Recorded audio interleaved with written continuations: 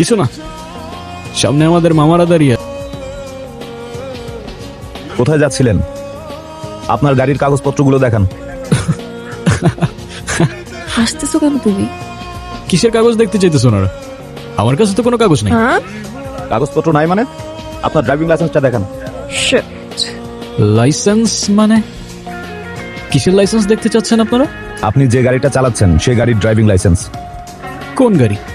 কোন গাড়ি মানে? এই তো এই গাড়ি। ও দিদি, আপনার গাড়ি কোথায়? আমার গাড়ি? কি বলছেন?